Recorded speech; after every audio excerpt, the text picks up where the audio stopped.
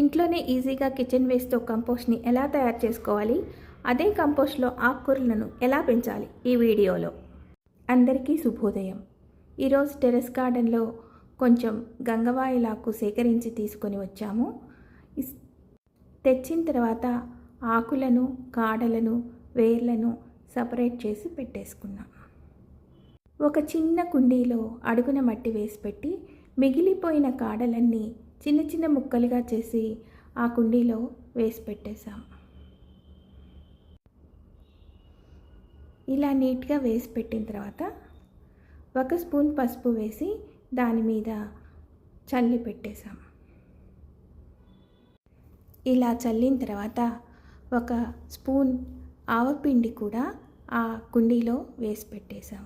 తర్వాత కొద్దిగా మెంతిపిండి దానిలోనే వేసి పెట్టాను.